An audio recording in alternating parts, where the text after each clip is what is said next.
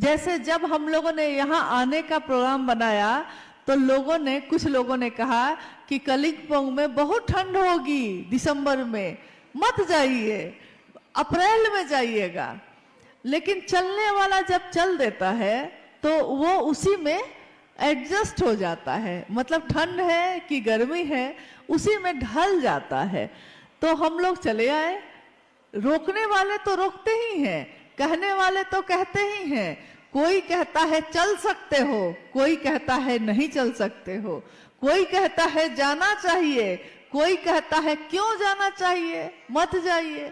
लेकिन मेरा मन क्या कहता है? मेरे कौन है वो जिनके लिए हम जाना चाहते हैं, जिनके पास जाना चाहते हैं? साहब और दीदी आज सबके साथ हैं। आप भी तो हम लोग के साथ हैं। तब भी हम लोग आए कि नहीं, आते हैं कि नहीं? कभी सिक्किम आते हैं, कभी सिलीगुड़ी आते हैं, कभी कलिम्पोंग भी आ गए। आज से 15-16 साल पहले साहब के साथ आए थे हम लोग कलिम्पोंग। यहाँ के टाउन हॉल में वो कार्यक्रम किया गया था। आज इतने सालों बाद फिर से कलिम्पोंग में आने का मौका मिला तो सारी स्मृति, सारी बातें याद आने लगी। मुझको याद है कि जब टाउन हॉल से निकलकर हम लोग कार्यक्रम के बाद निकलकर होटल जा रहे थे तो रास्ते में एक फुटबॉल का मैदान था, शायद किसी स्कूल का था, कहाँ का था, कोई फुटबॉल मैदान है, टाउन हॉल से निकलने के बाद रास्ते में था। तो साहब ने कहा कि कलिम्पोंग में महादेव का काम इतना हो कि एक दिन मैं आऊंगा, इस फुटबॉल ग्राउंड में महादेव की चर्चा हो। देखिए इतने साल पहले उन्होंने ये बात कही, लेकिन मुझको ये पूरा विश्वास है कि जो उन्होंने कहा है, कहीं के लिए कह दिया है तो वो घटित हुआ ही है। चाहे वो 20 साल बाद हो, लेकिन वो हो के रहता है। उन्होंने हमेशा यही चाहा कि हम सभी शिव के शिष्य बने, शिव के बने। यहाँ तो स्थिति ये होती है कि अगर कोई गुरु भाई या कोई गुरु बहन 50 आदमी को जोड़ लेता है और 50 आदमी उसके बात पे चलने लगता है तो वो समझ लेता है कि ये 50 मेरा आदमी है। तो दूसरा अगर कोई रख दिया चर्चा तो उसमें कहेगा मेरा लोग नहीं जाएगा, मेरा लोग। जबकि आपने उसको जोड़ा था क्या कह के? आपने तो कहा था शिव का बनना, शिव का शिष्य बनना। तो शिव के लोग ना होंगे, ये मेरे लोग कैसे हो गए? इसका अर्थ है कि मैंने शुरुआत में ही गलत भावना से ये काम किया है।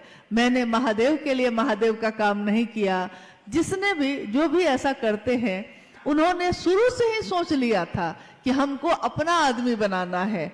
हम लोग को कहाँ फर्क पड़ रहा, आप आए तो बहुत अच्छा, हम भी तो महादेव के लिए आए थे, फिर हम भी चले जाएंगे, आप भी चले जाइएगा।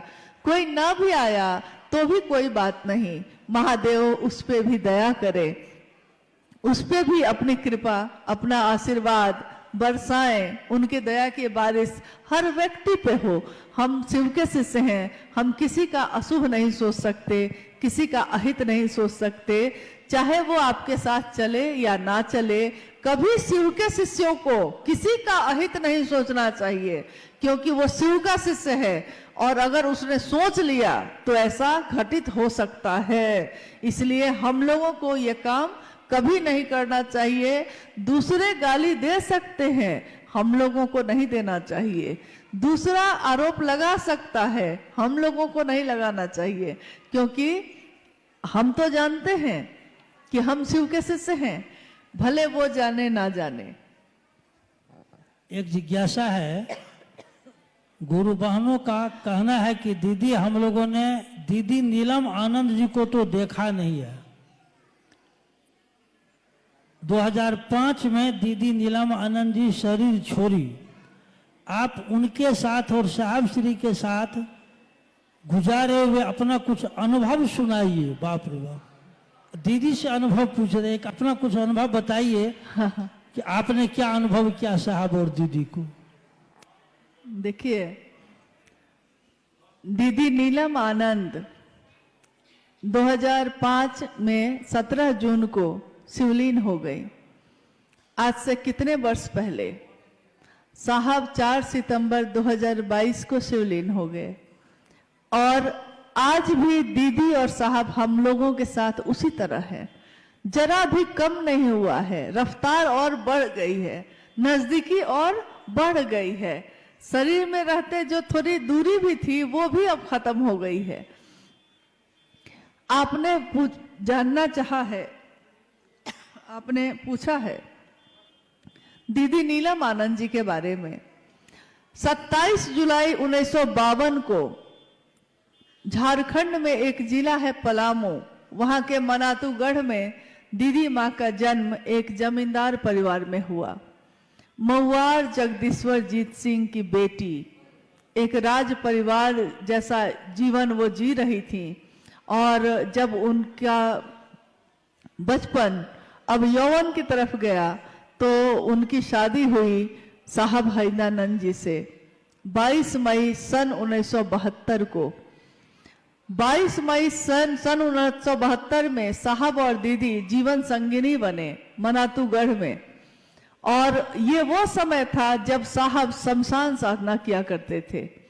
उन्होंने अपने जीवन के 12 वर्ष के बाद से 12वें वर्ष के बाद ही लगातार शमशान कब्रिस्तान साधना, कुंडलनी जागरण, योग, तंत्र, मंत्र, यंत्र, जितनी तरह की विधाएं होती हैं सबको आजमा लिया था। परंतु जब उनका विवाह हुआ मां नीलम आनंद से, तो मां ने देखा कि मेरे पति एक तरफ साहब कानून की पढ़ाई कर रहे थे और एक तरफ वो शमशान साधना कर रहे थे। तुलना नहीं है, विसंगतियों में संगति की स्थापना करते हैं शिव। इसी तरह उनके जीवन को भी देखते हैं हम लोग तो अनमिल आखर जैसा है, विसंगतियों में ही संगति की स्थापना है। उन्होंने शमशान साधना भी जाना जारी रखा और साथ साथ उन्होंने कानून की पढ़ाई भी करना जारी रखा। सन 1974 में जब साहब श्री ने शिव को अपना गुरु बनाया, आरा के गांगी नामक स्मशान में जब वो बैठे थे अर्धरात्रि में, और अर्धरात्रि में उनके मन में ये आवाज गूंजी थी कि गुरु भगवान होते हैं तो भगवान गुरु क्यों नहीं है। उन्होंने शिव को अपना गुरु बनाया था। 1974 के बाद लगातार 1981 तक, जब तक कि साहब बीच में डिप्टी कलेक्टर हुए, बिहार प्रशासनिक पद पे पदाधिकारी हुए और पाटन में उनकी पोस्टिंग हुई। पाटन में बहुत सारी चमत्कारी घटनाएं हुई। मां नीलम आनंद जी के बारे में इतना ही कह सकते हैं कि उन सारे चमत्कारों की घटनाओं को जो घटित हो रहे थे उसमें उनकी सबसे ज्यादा भूमिका थी, क्योंकि स्वयं भगवती स्वरूपा, शक्ति स्वरूपा मां नीलम आनंद के लिए कुछ भी कहना उनके व्यक्तित्व को बहुत छोटा साबित करता है। उनके बारे में अगर कुछ कहना चाहे कोई तो कह नहीं सकता, उसके शब्द कम पड़ जाएंगे और उनकी ममता बहुत भारी पड़ जाती है। माँ की ममता का कोई मोल नहीं, माँ की ममता शब्दों में बांधी नहीं जा सकती। माँ जो ममता बरसाती है वो ममता ही बरसाती रही। स्वयं उनके शक्ति या उनके आध्यात्मिक जो शक्ति है उसका आकलन कोई करना चाहे तो जगत का लोग नहीं कर सकता, क्योंकि ऐसी कितनी घटनाएं हैं जो ये बताती हैं कि उनके मन से या उनकी बात से क्या हो सकता है, क्या हो जाता है। उन्होंने जो कहा सो घटित हो गया, जो चाहा सो हुआ।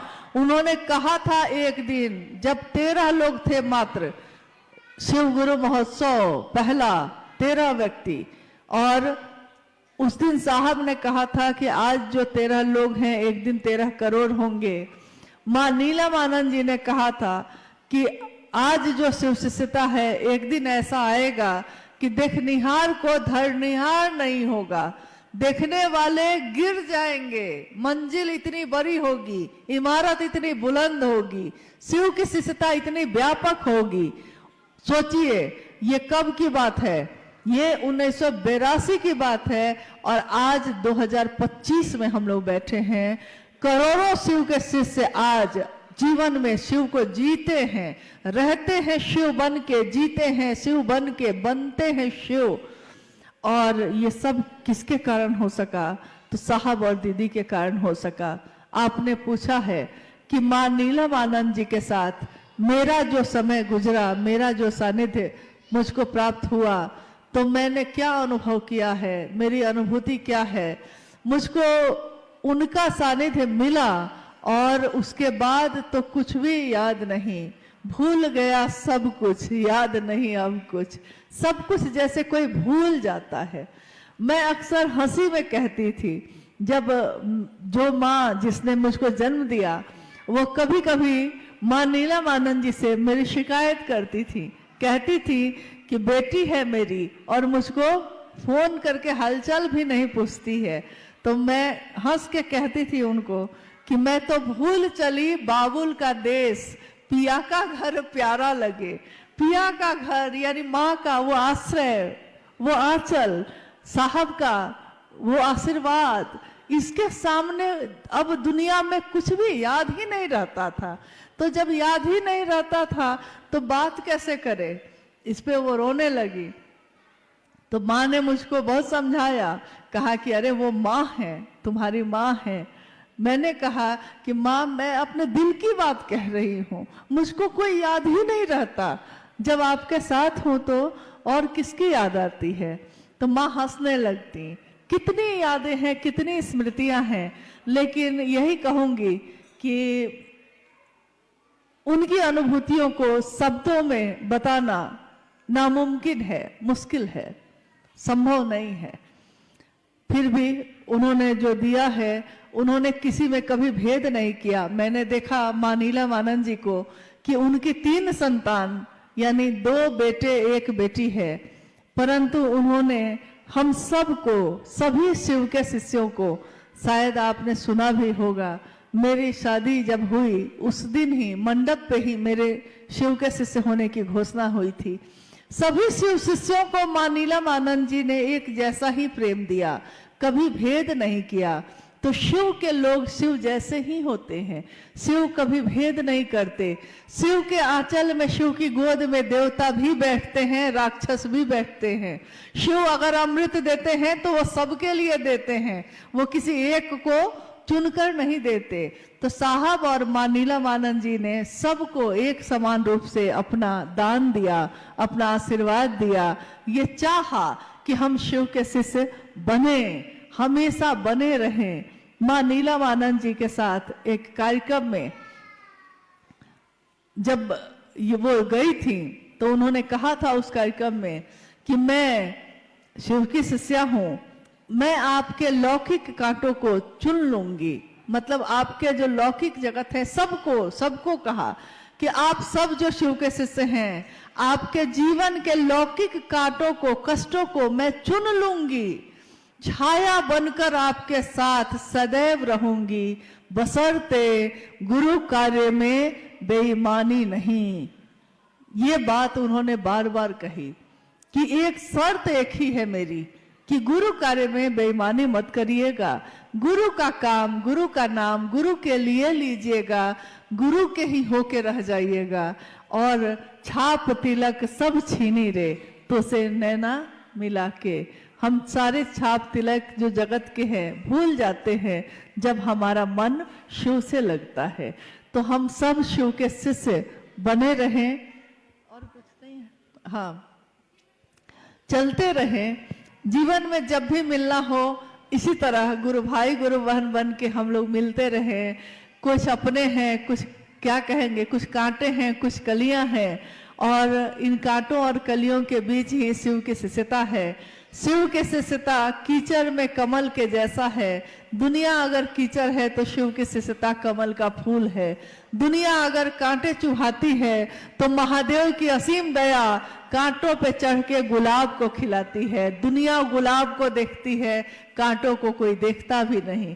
तो हम सब भी गुलाब की सुंदरता को देखें, शिव की शिष्यता की सुगंध से सराबोर हों, यही कामना मेरी है। और अपने साहब और दीदी से, अपने गुरु महादेव से यही आशीर्वाद मांगती हूँ कि हम सभी शिव शिष्यों का जीवन शिवमय हो, सुखमय हो। आप सभी के चरणों में मेरा प्रणाम है।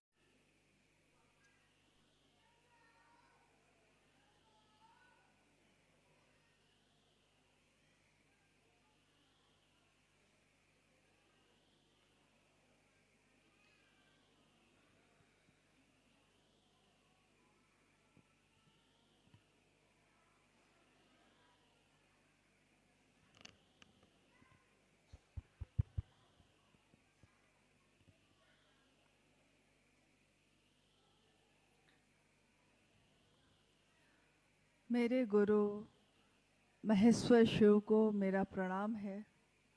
इस कालखंड के प्रथम शिव के शिष्य हम सबों के परम आदरणीय वरेण्य गुरु भ्राता साहब श्री के चरणों में मेरा प्रणाम है। शक्ति स्वरूपा माँ नीलम आनंद जी के चरणों में मेरा प्रणाम है। और कलिंगपोंग में इस हॉल में उपस्थित आप सभी गुरु भाई गुरु बहन के चरणों में मेरा प्रणाम है। आप सभी को मेरा प्रणाम।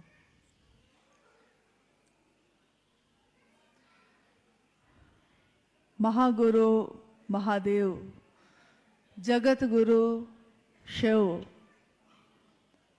उनके शिष्य होकर हम सब ने इस जीवन में परम सौभाग्य प्राप्त किया है। महादेव मेरे आपके सबके गुरु बन सके, इसका सौभाग्य इस जीवन में जगत के लोगों को मिल रहा है। इस कालखंड में शिव के गुरु स्वरूप की बात, ये आवाहन कि शिव मेरे आपके गुरु हो सकते हैं, लेकर आने वाले साहब श्री हरिंदानंद जी हैं। आपने उनके बारे में सुना। शक्ति स्वरूपा माँ नीलम आनंद जी के बारे में सुना। और इस धरती पर आकर उन्होंने महादेव को किस तरह जमीन पे उतारा, इसको भी सुना। महादेव भगवान है, कौन नहीं जानता है महादेव को। महादेव को धरती का हर आदमी जानता है। उत्तर हो, दक्षिण हो, पश्चिम हो, पूरब हो, जहां जाइए महादेव एक ऐसे भगवान हैं जिनकी सर्व जगत में सर्वमान्य तौर पे पूजा होती आई है। महादेव की पूजा, महाकाल के अनेक स्वरूप की पूजा, महाकाल, महामृत्युंजय, महाऔघरेश्वर, महामृत्युंजय, महायोगेश्वर, यानी महा शब्द जहां भी लगे हैं। आप गौर कीजिएगा इस बात पे कि जिस भी सत्ता के साथ महा लगा है, इसका अर्थ है कि ये उपाधि, ये शब्द शिव के लिए कही जा रही है। जगत गुरु शिव, महागुरु शिव, आदि गुरु शिव, यानी गुरु और शिष्य परंपरा में भी अगर इस पूरे अखिल ब्रह्मांड में कोई गुरु है पहला, तो वो शिव हैं।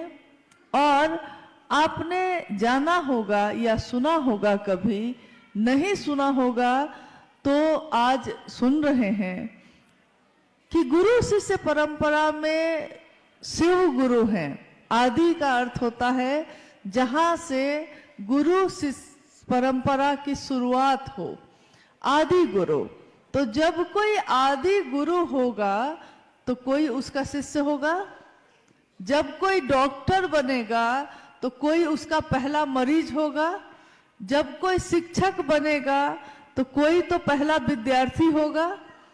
तो जब महादेव आदि गुरु हैं तो सबसे प्रथम में कोई शिष्य होगा। आदि गुरु शिव का पहला शिष्य कौन है? आखिर किसके शिष्य बनने से जगत गुरु शिव का जगत गुरु पद चरितार्थ होता है? मां भवानी, शिव की शक्ति, भगवती प्रथम शिष्या कही गई। भारत देश में जब तंत्र और साहित्य के ग्रंथ पढ़े जाते हैं तो उसमें तंत्र पे एक बहुत बड़ी पुस्तक है जिसमें तंत्र साधना या तंत्रों के बारे में लिखा गया है। अक्सर हम लोग समझते हैं कि तंत्र का अर्थ होता है जादू टोना करना, परंतु तंत्र का ये बहुत छोटा और विकृत रूप है। उसका सुंदर रूप है शिव से प्रेम करना। तंत्र साहित्य में पहली बार जब उमा और महेश्वर की आपस की बातचीत चल रही है, जब शिव और माँ पार्वती की बातचीत चल रही है, जिसमें माँ भवानी शिव से कहती हैं, हे देव तंत्र क्या है? ओ लॉर्ड व्हाट इज तंत्रा? और शिव उत्तर दे रहे हैं, देवी तंत्र is nothing but only love and surrender. तंत्र और कुछ भी नहीं है, ये प्रेम और समर्पण के सिवा। प्रेम में समर्पण होता ही होता है। कोई अगर किसी से प्रेम करता है तो इसका अर्थ है कि प्रेम गली अति सांकरी, बहुत संकरी गली है ये। प्रेम गली अति सांकरी, जामे दो न समाये। दो सत्ता में पैदा होता है ये, परंतु दोनों को एक कर देता है। तो इतनी संकरी है वो गली कि उसमें एक ही जा सकता है कोई। अगर दोनों तरफ दीवार हो, इधर भी दीवार है, इधर भी दीवार है, और इतनी पतली जगह है वहां खाली, जिसमें एक ही व्यक्ति जा सकता है, तो प्रेम की उपाधि दी गई कि दो सत्ता में पैदा तो होती है, दोनों को एक कर देती है और दोनों एक होकर उस गली से गुजर जाते हैं। प्रेम, लेकिन ये प्रेम होना बहुत कठिन है। इंसान से होना कठिन है। यहाँ तो ईश्वर की बात की जा रही है। यहाँ तो कहा जा रहा है कि भगवान से उसे ही प्रेम करिए। गुरु वही है। गुरु अपने प्रति, गुरु ईश्वर के प्रति प्रेम पैदा करते हैं। और जब शिव गुरु होंगे तो प्रेम कैसे पैदा करेंगे? किसी ने कहा हमको, किसी ने कहा आपको कि महादेव को अपना गुरु बना लीजिए, और किसी के कहने से हमने शिव को अपना गुरु बनाया है। किसी ने पहली बार आपको कहा होगा और तब आपने शिव को अपना गुरु बनाया होगा। जब किसी ने कहा होगा उस समय, जैसे हम लोग अभी बैठे हैं ना सारे लोग, याद कीजिए उस पल को, उस समय को, जिस समय में हमने शिव को अपना गुरु बनाया। जिस दिन हमने कहा, हे शिव आप मेरे गुरु हैं, मैं आपका शिष्य हूं, मुझ शिष्य पर दया कर दीजिए। जिस पल आपने कहा होगा उस पल को याद करिए। तो अभी जैसे ही ये बात, ये विचार हमारे मन में, हमारे दिमाग में प्रवेश करता है, वैसे ही हमको महसूस होता है कि किसी ऊर्जा का संचरण हमारे मन, मस्तिष्क और मेरे इस शरीर में आता जा रहा है, आता जा रहा है। एक ऊर्जा, एक ऐसी तरंग जो इससे पहले हमने महसूस नहीं की। ये कब महसूस की थी? जब किसी से प्रेम हुआ था। जब किसी से प्रेम होता है तो धड़कनें बढ़ जाती हैं और आंखें झुक जाती हैं, हाथ कपकपाने लगते हैं। क्यों ऐसा होता है? क्योंकि मन जिसके नजदीक होता है, हमारे शरीर पे भी उसी का असर होने लगता है। मन अगर शिव से नजदीक होगा तो हमारे शरीर के आचरण में, हमारे शरीर के हर कृत्य में महादेव जैसा ही आचरण दिखने लगेगा। इसीलिए भैया हरिंद्र जी ने, इन्होंने जब शिष्यानुभूति लिखी थी उसमें लिखा कि शिव भाव से संजात एक सामान्य भावाचरण भी जगत के लिए अनुकरणीय है। शिव भाव से संजात इसका अर्थ होता है कि जैसे पानी के जगह पे शिव का भाव हो, और जैसे कपड़ा भीग जाता है, आर्द्र हो जाता है, तो कपड़ा महादेव की दया से भींगा हुआ हो, शिव भाव से संजात एक सामान्य भावाचरण, यानी भाव के अनुसार आचरण। हमारे मन में जब शिव का भाव होगा तो हमारे आचरण भी वैसे हो जाते हैं। अगर मेरे मन में ये भाव होगा कि मैं किसकी बेटी हूं, तो मेरे भाव, मेरे आचरण भी उन व्यक्ति के कारण वैसे ही दिखने लगेंगे। जगत में अगर कोई कहेगा कि कोई गलत काम कर लीजिए, तो आप कहिएगा कि मेरे पिता का नाम बदनाम होगा, क्योंकि मैं वही आचरण कर सकती हूं जो मेरे पिता की मर्यादा के अनुकूल है। मैं वो आचरण नहीं कर सकती जो मेरे पिता के अनुकूल नहीं हो। जब कोई शिव को अपना मानता है तो उसके भी सामान्य भावाचरण, आचरण ऐसे ही होने लगते हैं।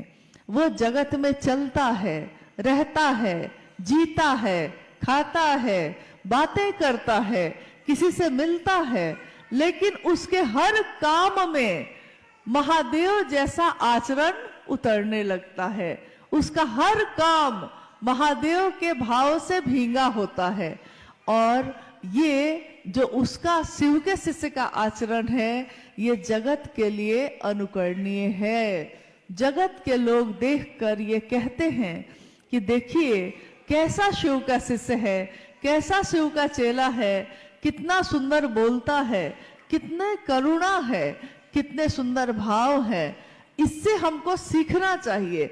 जब हम किसी को कुछ अच्छा देखते हैं, किसी को कढ़ाई अच्छी आती है, किसी को बुनाई अच्छी आती है, किसी को भोजन बनाना अच्छा आता है, किसी को खेती करना अच्छा आता है, तो हम उससे सीखना चाहते हैं कि अगर सीखना है तो भाई इससे सीखिए, देखिए इनको कितना अच्छा ये काम करने आता है। तो जब कोई शिव का शिष्य अपना आचरण जगत में दिखाता है तो जगत के लिए वो अनुकरणीय हो जाता है। जगत के लोग उसको देखकर सीखते हैं कि जीवन को कैसे जीना चाहिए। जब हमने शिव को गुरु बनाया तब से लेकर आज तक, हो सकता है हमारे साथ या आपके साथ ऐसा हुआ होगा कि कोई 2 महीने 3 महीने पहले शिव का शिष्य बना होगा, कोई 2-3 साल पहले बना होगा, कोई 20-30 वर्ष पहले बना होगा, कोई कभी बना होगा। लेकिन आज सबके सब, ये कोई नहीं कहता कि आप 20 साल के शिव शिष्य हैं और आप 2 दिन के शिव शिष्य हैं। हर व्यक्ति यही कहता है कि हम शिव के शिष्य हैं। शिव का शिष्य होकर हमारा मन महादेव से दया मांगता है। तीनों सूत्रों के बारे में आपने सुना अभी। शिव को गुरु बनाने में कोई दीक्षा, कोई दक्षिणा, ये शब्द आपने कभी सुना? क्योंकि शिव को गुरु बनाने में दीक्षा, गुरु की दया ही उनकी दीक्षा है। शिव की दया ही इंसान के, मानव के मन में दीक्षा का काम करता है। बीए का रोपण, बीज का रोपण, शिव का एक नाम है ज्ञानवापी महादेव। ज्ञानवापी महादेव का अर्थ होता है ज्ञान का वपन करने वाले, ज्ञान का रोपण करने वाले। जैसे खेत में कोई धान का रोपण करता है, वैसे ही हम सभी इंसानों के मन में शिव गुरु के रूप में ज्ञान का रोपण करते हैं। जब महादेव ज्ञान का रोपण करते हैं तो हमारा मन उनको गुरु मानने लगता है। लेकिन ये मेरा स्वभाव बन जाए, शिव को गुरु मानना मेरा स्वभाव बन जाए, मुझको ऊपर दिखावा में ये ना करना पड़े, मैं सचमुच में उसी भाव में आ जाऊं।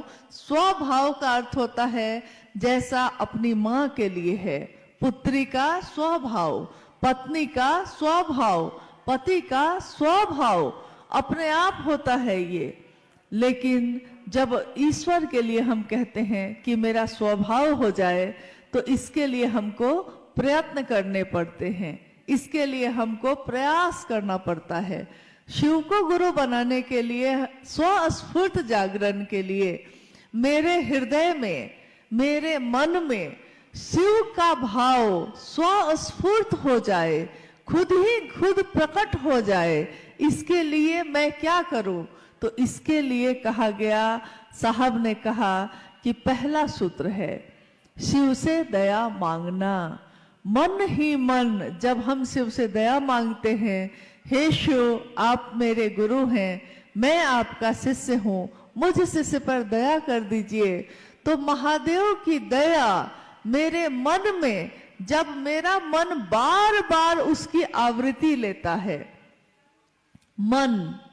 मन ही वो साधन है, तो मन जिस बात को बार बार दोहराता है, बार बार उसकी आवृत्ति लेता है, तो धीरे धीरे हमारे मन पे उसी बात की, जिसकी हम आवृत्ति ले रहे हैं, उसी बात की छाप पड़ जाती है। कोई अगर दिन रात पैसे पैसे पैसे पैसे यही बात करता है, तो उसकी नींद में भी उसको पैसा ही दिखने लगता है।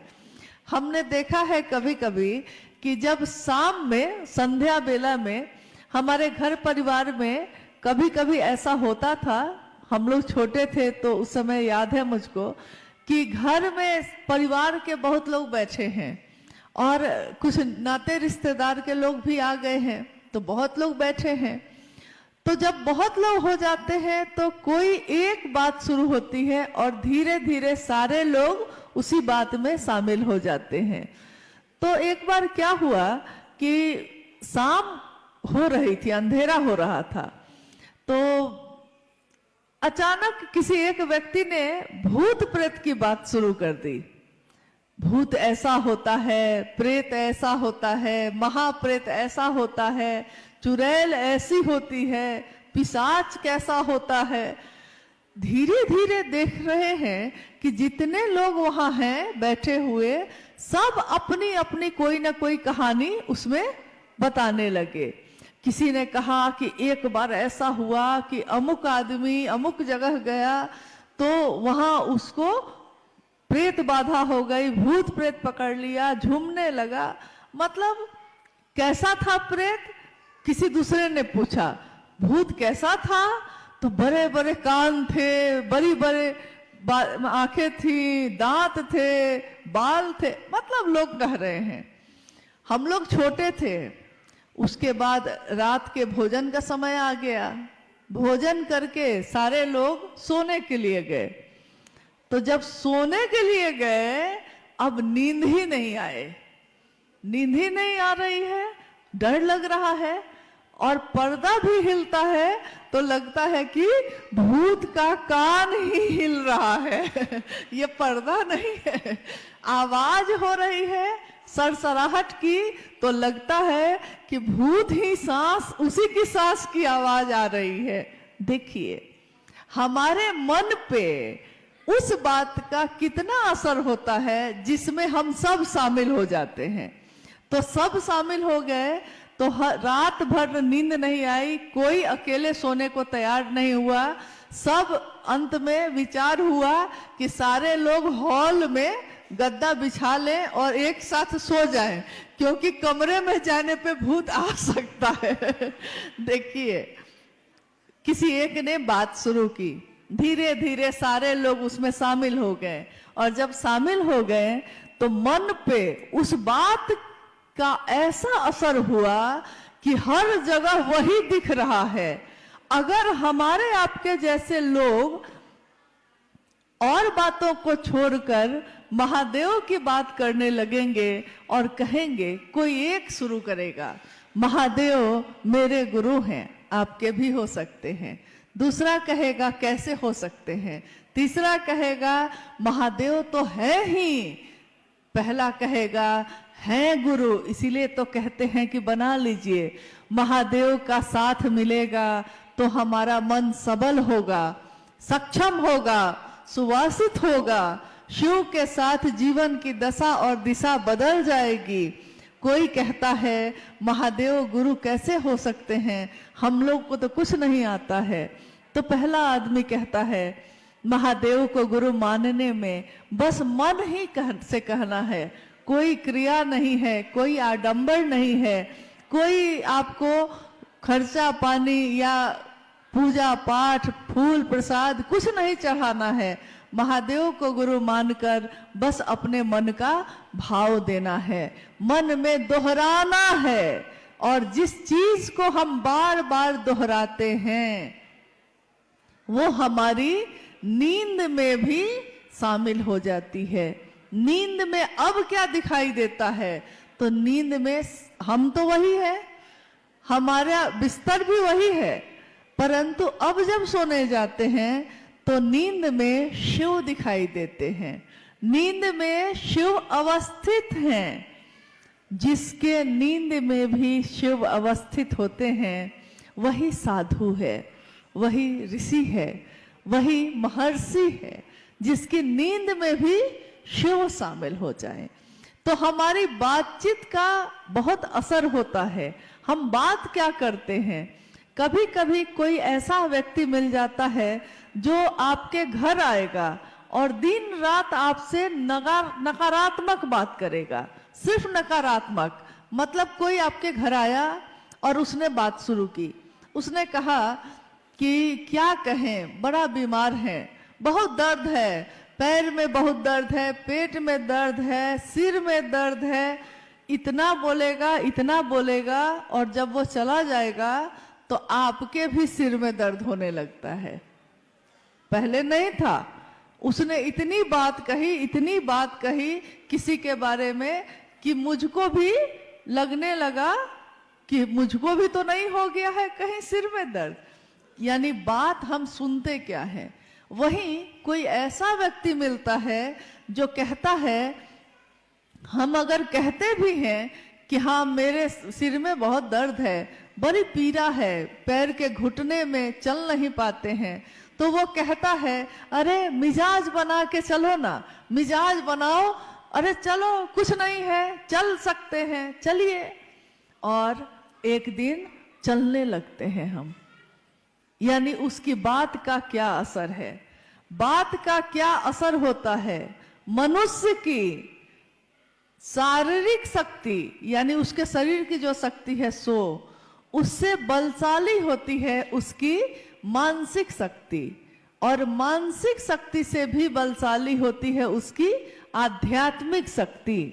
ये साहब ने अक्सर कहा, लिखा भी है। मनुष्य की शारीरिक शक्ति में कितना बल है, हम क्या क्या काम कर सकते हैं। हम एक कुर्सी उठा सकते हैं, हम एक टेबल उठा सकते हैं, लेकिन अगर पलंग उठाने के लिए कह दिया जाए तो हम नहीं उठा सकते हैं। लेकिन अगर कोई कहे कि मन से उठाइए तो मन से तो पलंग क्या बात है, महल का महल उठा सकते हैं। मन में अगर सोचना है कि महल को उठाना है तो मन तो ऐसी चीज है कि उठा ही सकते हैं हम। यानी मन की शारीरिक शक्ति से बलशाली हो गई मन की शक्ति, और मन से भी बलशाली है उसकी आध्यात्मिक शक्ति। आध्यात्मिक शक्ति यानी ईश्वर से उसका सानिध्य। एक व्यक्ति जो वर्षों से लकवाग्रस्त होकर बिस्तर पे पड़ा था और बिस्तर से हिल भी नहीं सकता था, लोग उससे मिलने आते, सहानुभूति जताते और चले जाते। सब सहानुभूति दिखाते, भाई तुमको बड़ा कष्ट है, भाई तुमको तो बड़ा दुख है, सब सहानुभूति जताते। लेकिन आज तक किसी ने उससे नहीं कहा कि तुम ठीक भी हो सकते हो। सबने यही कहा क्या करिएगा, अब तो जीवन ऐसे ही गुजारना है। परंतु एक दिन क्या हुआ, एक शिव का शिष्य उस व्यक्ति के पास गया। एक गुरु भाई उस व्यक्ति के पास मिलने चले गए। उन्होंने कहा क्या हो रहा है आपको, तो उसने कहा कि वर्षों से बिस्तर पे ही पड़ा हूं, लकवाग्रस्त हूं, हिल नहीं पाता हूं, सारे काम बिस्तर पे ही करने पड़ते हैं।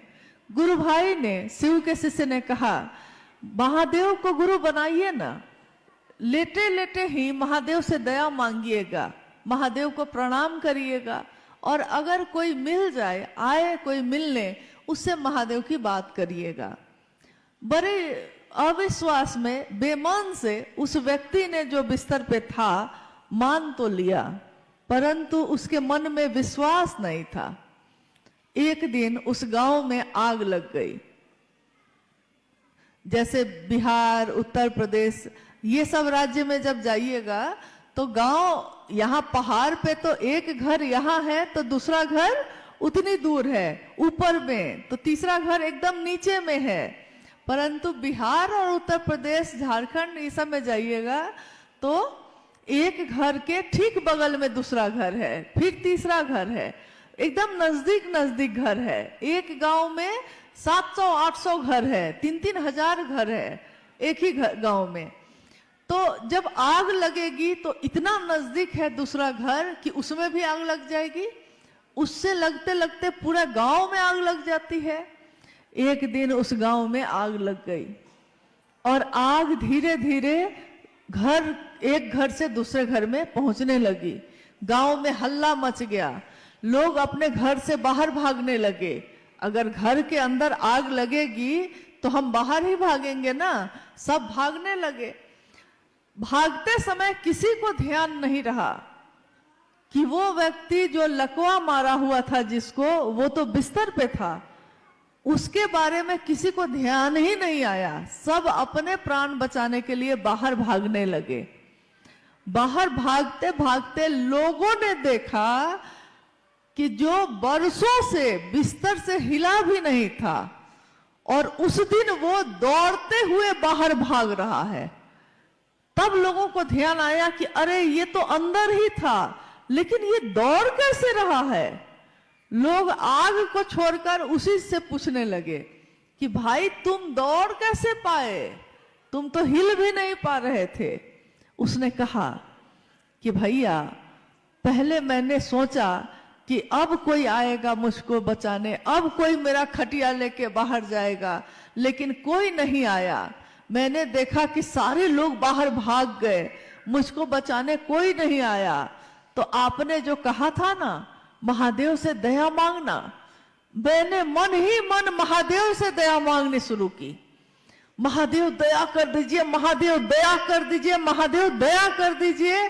और मेरा मन, मुझको भी नहीं पता है कि मेरा मन लगा जैसे कि भैरव जैसा हो गया हो, और कब मेरा शरीर खड़ा हुआ और कब मैं दौड़ने लगा मुझको पता ही नहीं चला।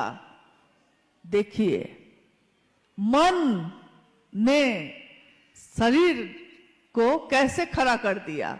शरीर ने मन का सहारा लिया, मन ने ईश्वर का, भगवान शिव का सहारा लिया, और भगवान शिव का सहारा लेने पे आपकी मानसिक और शारीरिक सारी चीजों की चिकित्सा शिव करते हैं, क्योंकि वो वैद्यनाथ भी हैं। वेदों के वेद वैद्यनाथ, महावैद्यनाथ, उनका एक नाम ये भी है। मनुष्य का जिसका साथ वो लेता है, हम जिसका साथ लेंगे, मेरा मन भी उसकी जैसा बनने लगेगा। हम शिव का साथ लेंगे तो मानवता, शिव का सानिध्य लेने वालों के लिए मानवता सबल होगी, सुवासित होगी, सक्षम होगी। साहब ने कहा कि मैं नहीं जानता कि संसार की दशा और दिशा शिव के बगैर कैसी होगी, परंतु यह मैं जानता हूं कि शिव के साथ यह मानवता सबल होगी, सक्षम होगी, सुवासित होगी। अस्तु, आओ चले शिव की ओर। इसलिए उन्होंने कहा कि सब चले शिव की ओर, चाहे वो कोई बुजुर्ग हो, चाहे वो कोई युवा हो, चाहे कोई बच्चा हो। बच्चा बच्चा जिस दिन शिव को अपना गुरु बनाएगा, उस दिन पत्ता पत्ता जब नमः शिवाय बोलेगा, उस दिन सचमुच में लगेगा कि महादेव मेरे आपके गुरु हो गए। महादेव ने कभी किसी से कुछ लिया नहीं है, सबको दिया ही दिया है। आपने सुना, अभी अनु भैया अपनी चर्चा में कह रहे थे, उन्होंने शिव के भक्त रावण का जिक्र किया। रावण जिसके बारे में लोग उसकी भक्ति से उसको नहीं जान पाए। लोग रावण को किस लिए जानते हैं? रावण भक्त तो था। रावण के लिखे हुए शिव तांडव स्तोत्र आज भी लाखों घरों में प्रतिदिन लोग गाते हैं। जटाटवी वाला जो आप सुनते हैं शिव तांडव स्तोत्र, लाखों घरों में इसको गाए जाते हैं। परंतु रावण का एक रूप ऐसा हो गया जिसने उसकी सारी अच्छाई पे पर्दा डाल दिया। रावण भक्त था, रावण शिव के प्रति समर्पित था। उसने शिव से लिया, परंतु उसने ज्ञान नहीं लिया। संपत्ति ली, ज्ञान भी ले लेता, बस इतनी ही तो बात थी। पिताजी से खेत ले लिया, खेती करने का ज्ञान भी ले लेते तो खेती कर सकते थे। पिताजी से लड़ के दुकान में बंटवारा तो कर लिया, लेकिन दुकान चलाई कैसे जाती है इसका ज्ञान भी ले लेते तो दुकान चला सकते थे। इसी तरह रावण के साथ भी हो गया। परंतु आपने सुना होगा कि आज भी जब भी बात आती है कि सीता के अपहरण की, हरण कर लिया रावण ने, तो क्या दृष्टांत था, क्या दृश्य था?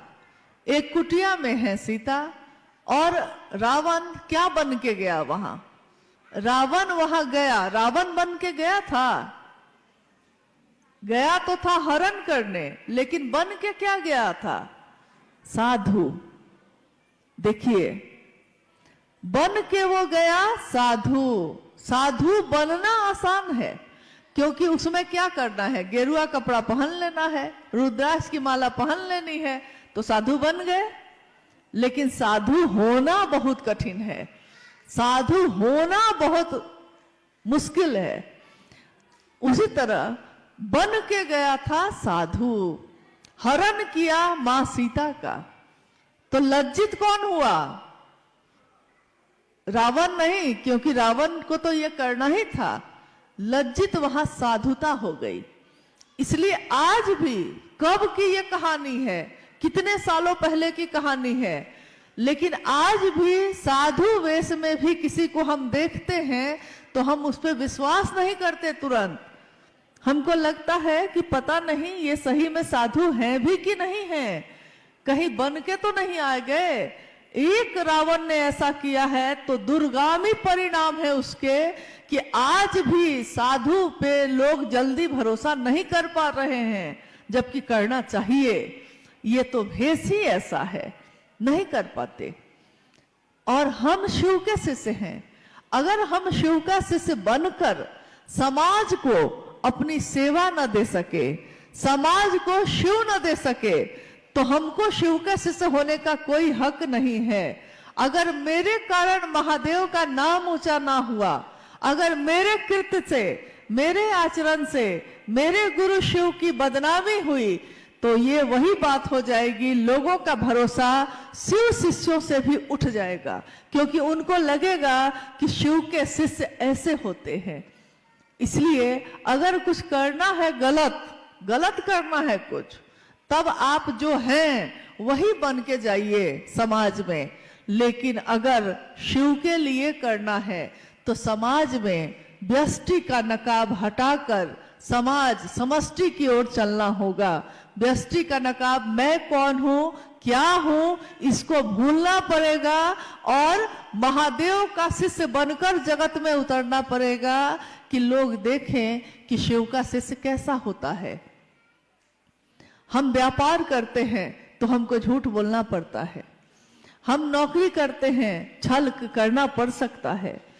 जगत में जगत को खरीद के जगत को बेचने का रिवाज पुराना है। जगत में तो हम खरीदते ही हैं, एक सामान बेचते हैं तो एक सामान खरीदते हैं, परंतु शिव को बेचकर जगत नहीं खरीदना है। यही साहब श्री ने कहा, अगर जगत को बेच के जगत खरीदना पड़े तो खरीद लेना, लेकिन शिव को बेच के जगत मत खरीदिएगा।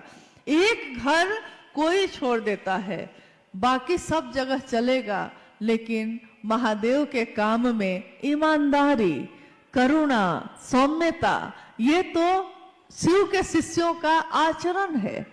इसलिए शिव के शिष्यों को जहां भी, चाहे हम साप्ताहिक चर्चा पे अगर शिव चर्चा करते हैं तब, या एक अकेले भी रास्ते में किसी से बात करते हैं तब, या आज जो ये कार्यक्रम घटित हो रहा है तब, चाहे ज्यादा लोग हों चाहे कम लोग हों, लेकिन हमारी बोली बदलनी नहीं चाहिए।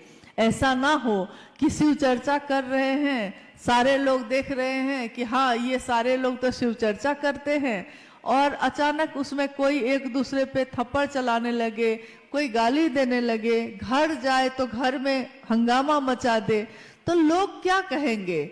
लोग कहेंगे कि शिव का शिष्य ऐसा करता है। कोई नहीं कहेगा कि अमुक आदमी ऐसा करता है। लोग कहेंगे कि ये जो शिव चर्चा करने वाले लोग इकट्ठा हुए थे वो लोग ऐसा करते हैं। कोई दूसरा किस पे आरोप लगेगा? महादेव पे लगेगा। किसके नाम की बदनामी होगी? महादेव के नाम की बदनामी होगी। तो ये बहुत शर्मिंदगी की बात होगी कि मेरे आपके कारण महादेव का नाम न हुआ, मेरे आपके कारण महादेव की बदनामी हो जाए।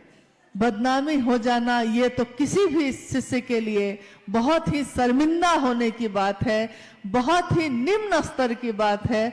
तो ये काम हमको कभी ना करना चाहिए, ना किसी को ऐसा करने देना चाहिए।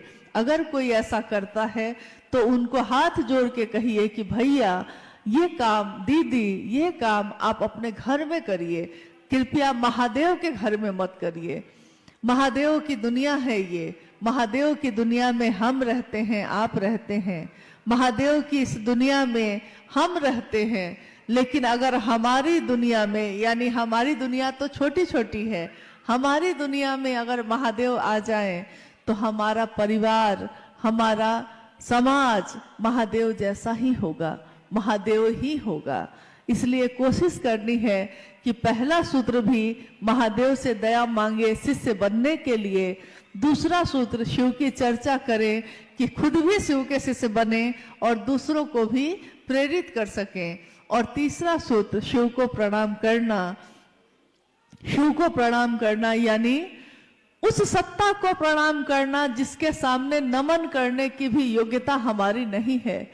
गर हो सके नमन तो सौभाग्य है हमारा, इस योग्य हम कहाँ हैं, गुरुवर तुम्हें मनाए, फिर भी मना रहे हैं, शायद तू मान जाए। हम महादेव को मनाते हैं, हम महादेव को प्रणाम करते हैं, हम इस योग्य नहीं, तब भी कोशिश करते हैं कि ऐसा हो जाए।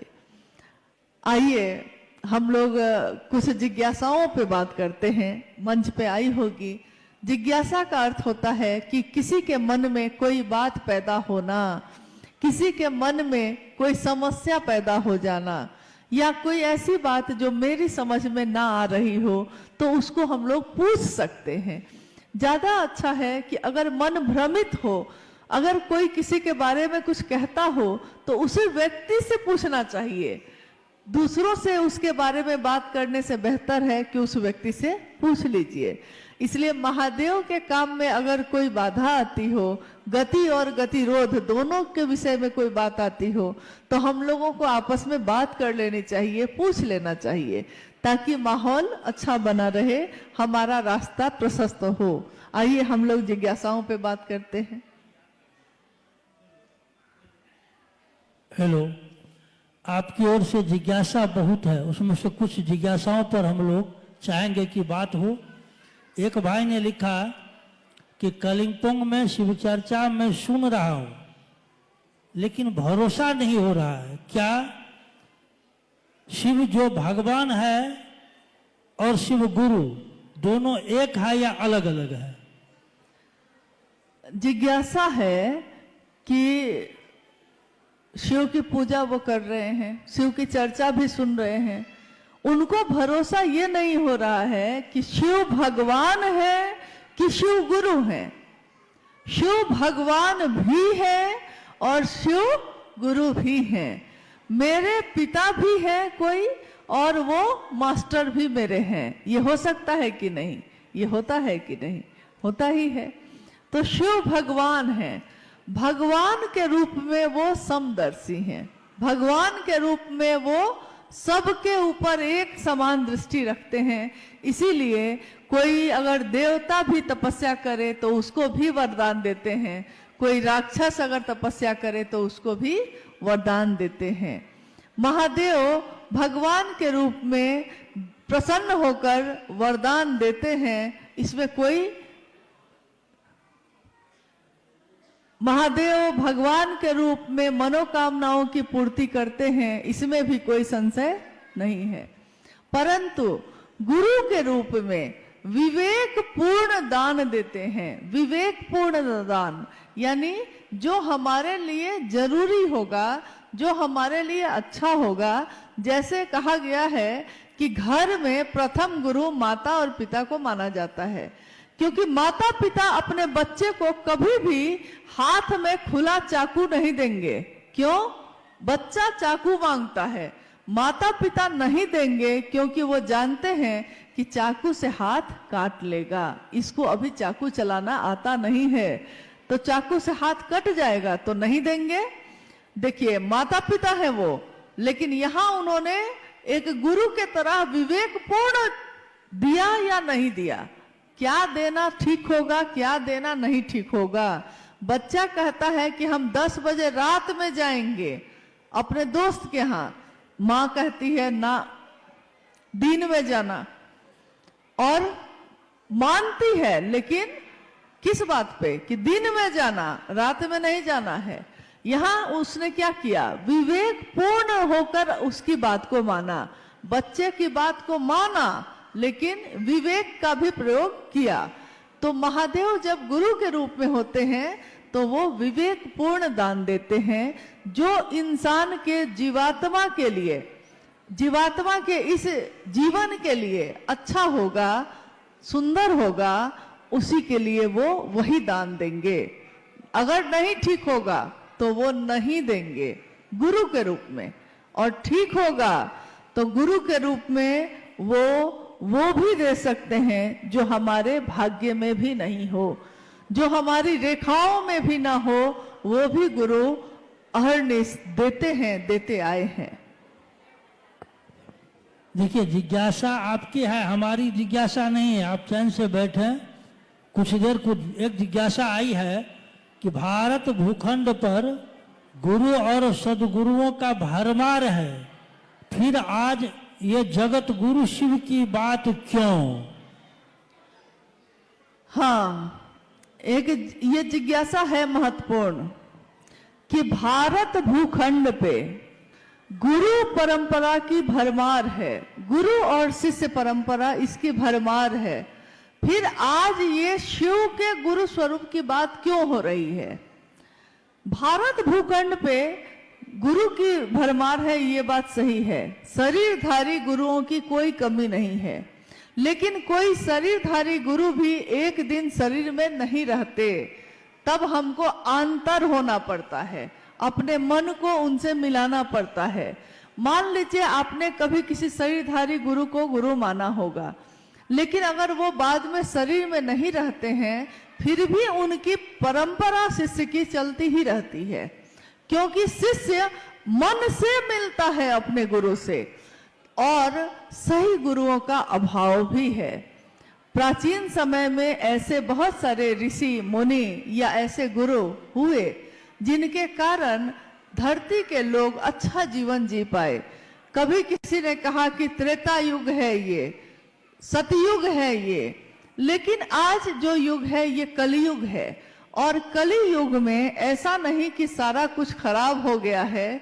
हालांकि शिव पुराण में शास्त्र ने कहा कि एक दिन ऐसा आएगा जब जगत के लोग धर्म से विमुख हो जाएंगे, गुरु और शिष्य परंपरा भी जाती रहेगी, और पाप और अनाचार का बोलबाला हो जाएगा। परंतु उस समय भी एक ही चीज हम सबके बीच बचेगी, एक ही विकल्प, एक ही चीज बचेगी, नमः शिवाय। शिव पुराण ये कहता है, आज का तो नहीं है, हजारों साल पहले लिखा गया ये ग्रंथ ये बता रहा है, आज ये घटित हो रहा है।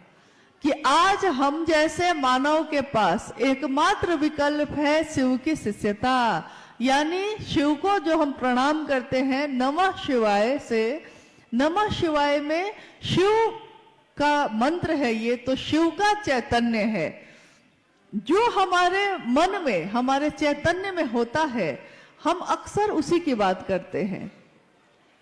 अभी देखिए मुझको एक घटना याद आई जो साहब और दीदी ने अपने जीवन की बताई। उन्होंने कहा कि अगर महादेव आपके मन में रहेंगे, मन में अगर महादेव हैं, तो आप कहीं भी जाइएगा, आपके सारे ध्यान का केंद्र महादेव हो जाएंगे, चाहे आप कार्यालय में बैठिए, चाहे आप किसी काम में रहिए। हुआ ये कि एक घटना हुई कि साहब उस समय पटना में पोस्टेड थे, तो वो अपने कार्यालय जा रहे थे। जब 10 बजे से 6 बजे तक वो अपने कार्यालय में, क्योंकि आप जानते हैं कि साहब हरिंदरानंद जी जब रिटायर्ड हुए तो ज्वाइंट सेक्रेटरी कैबिनेट के तौर पे रिटायर्ड हुए थे। उसके साथ साथ उन्होंने महादेव के नाम का अलख जगाए रखा और करोड़ों लोग आज महादेव की सोच पे खड़े हैं।